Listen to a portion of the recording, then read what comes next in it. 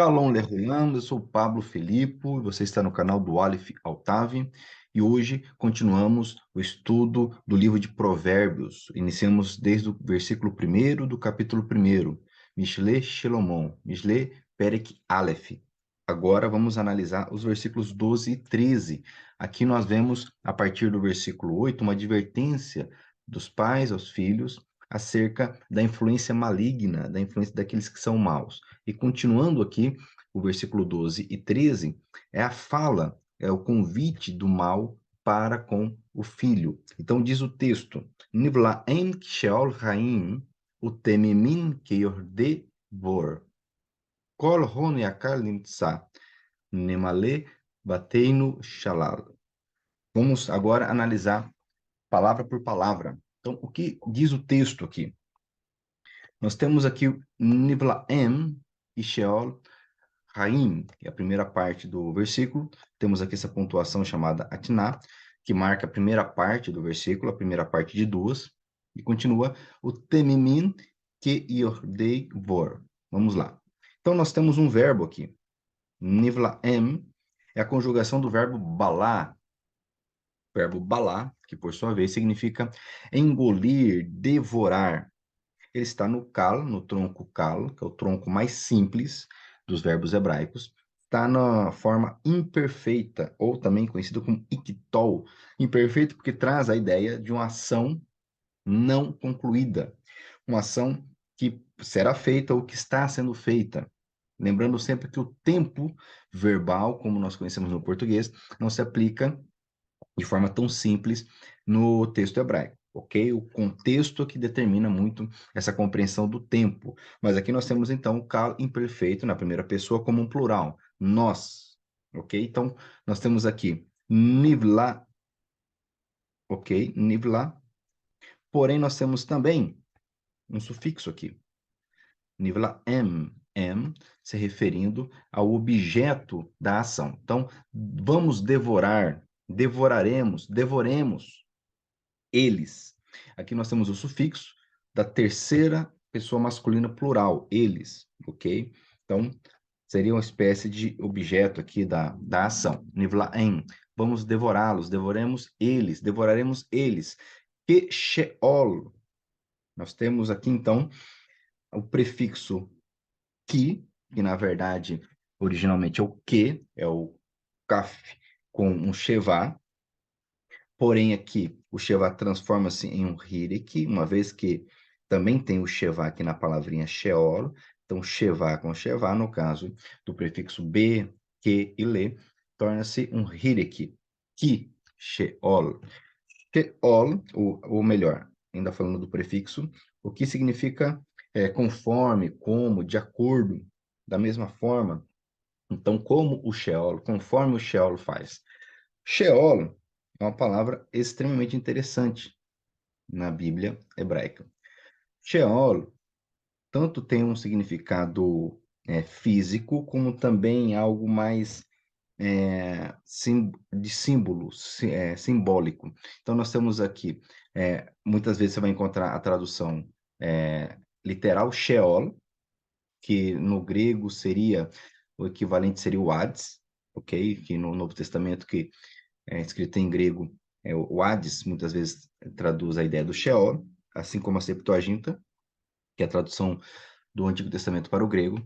Então, a ideia de mundo dos mortos, essa é uma ideia conceitual, ok? Sabemos que no pensamento hebraico isso não estava muito bem desenvolvido ainda no contexto do Antigo Testamento.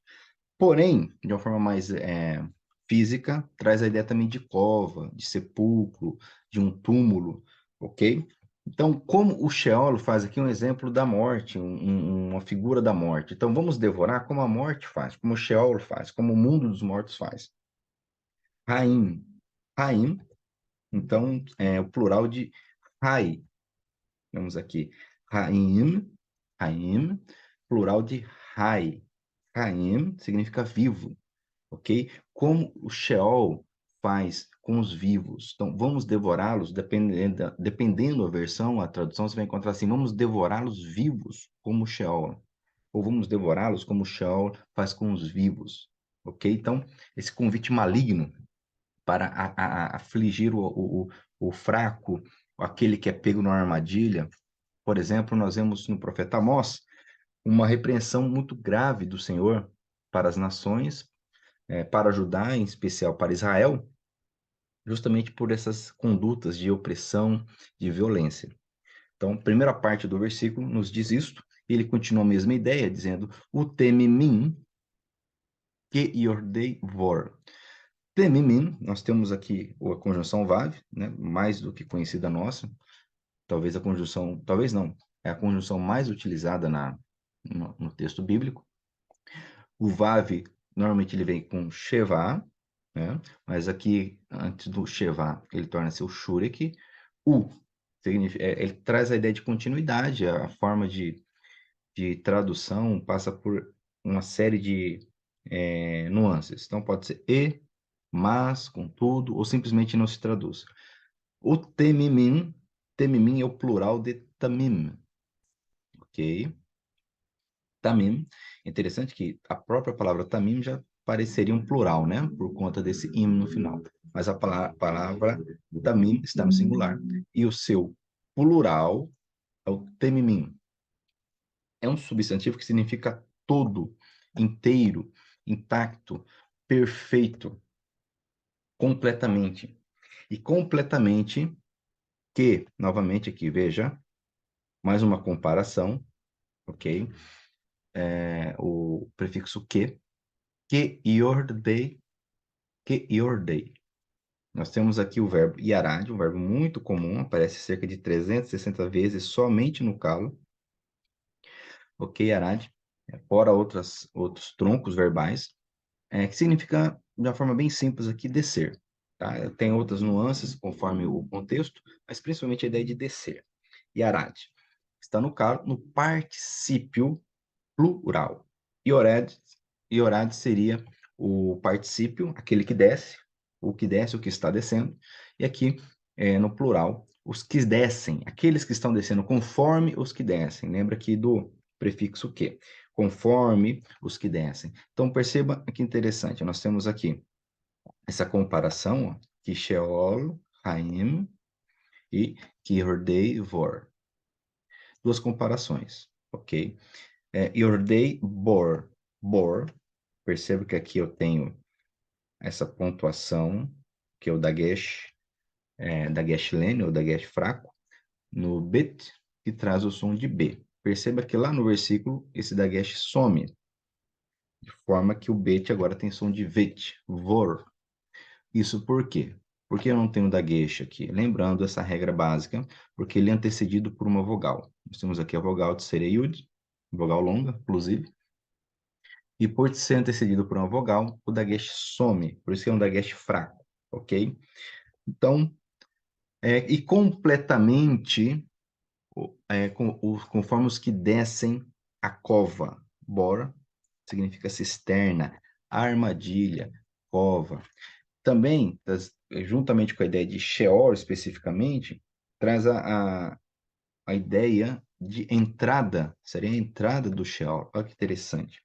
Então, de forma como um poema que nós temos, então, essa fala, e perceba, novamente eu vou trazer para você aqui essa comparação entre as duas partes. Lembrando que essa pontuação, ela separa a primeira da segunda parte do versículo, certo?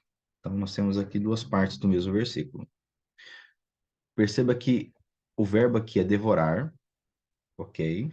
Devorar, ele traz uma comparação, como o Sheol faz com os vivos. E completamente, certo? Ele compara com os que descem a cova. Então, os que descem a cova, ele se equipara a os que vão vivos para o Sheol. Olha que interessante a ideia aqui. Então, praticamente são frases, orações sinônimas.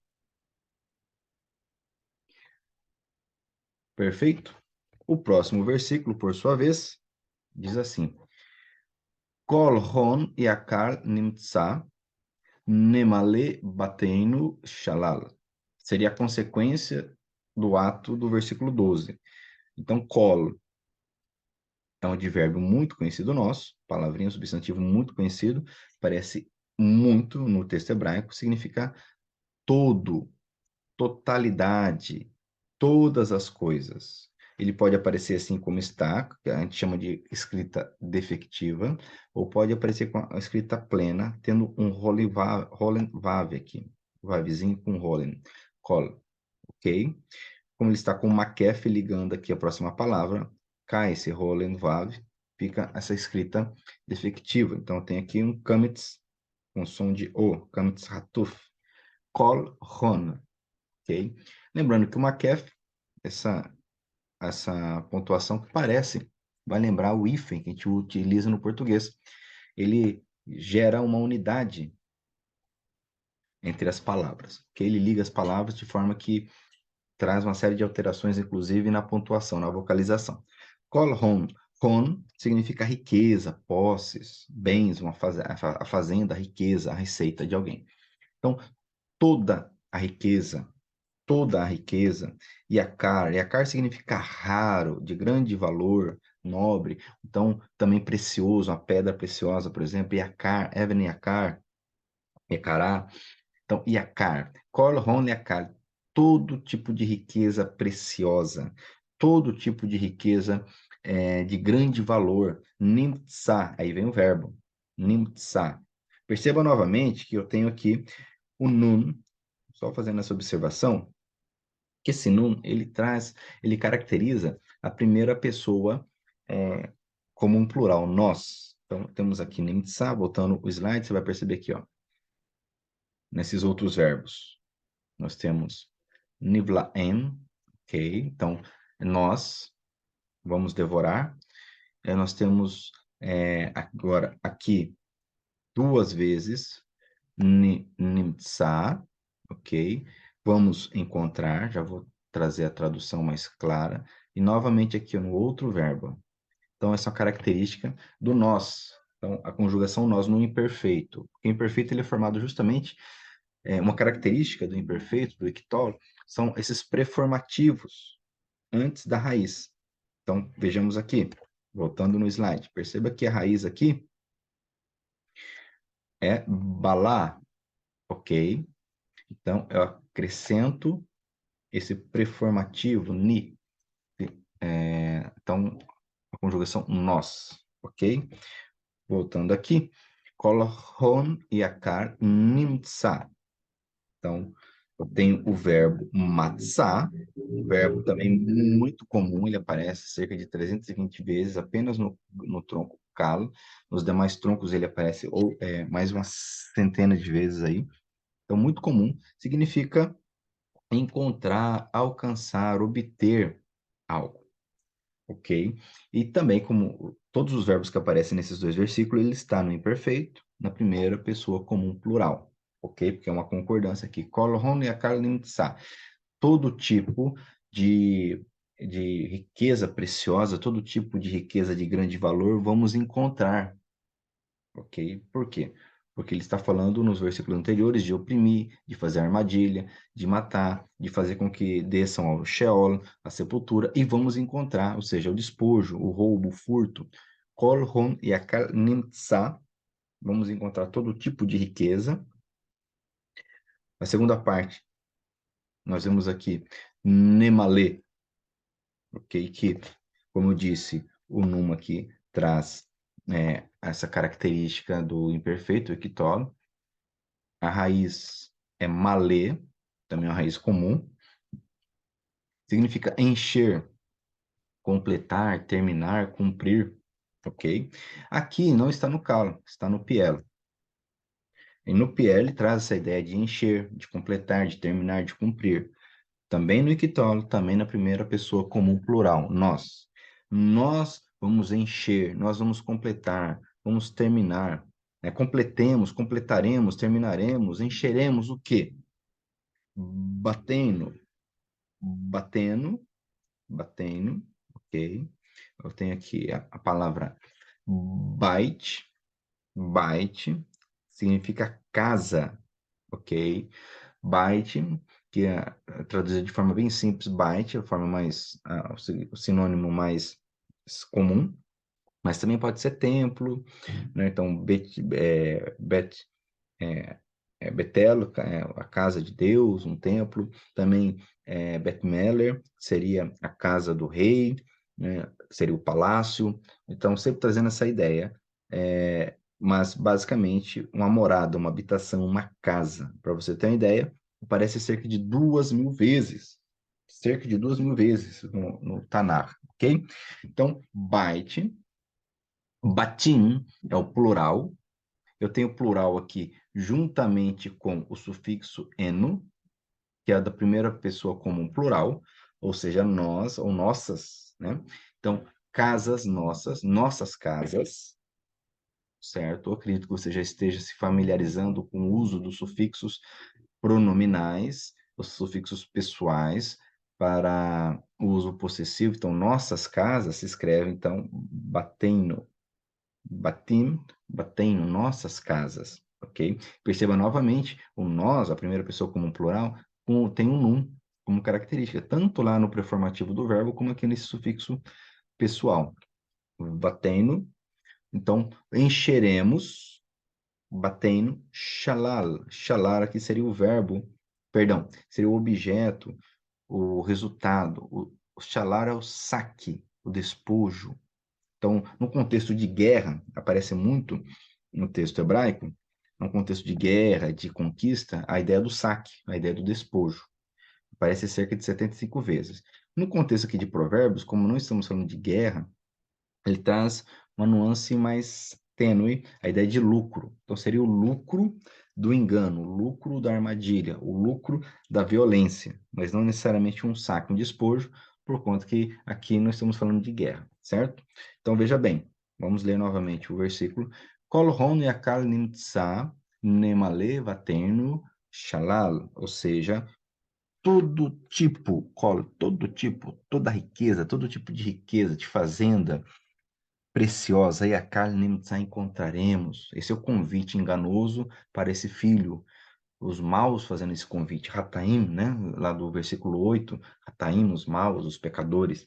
Nemalé, encheremos, batendo, xalala, nossa casa de lucro, do resultado desse trabalho. Então, novamente, aqui os versículos 12 e 13. Nivlaem ksheol chaim, utememin keyordei vol. Kol hom yakal nimtza nemale vatenu shalal. Ok?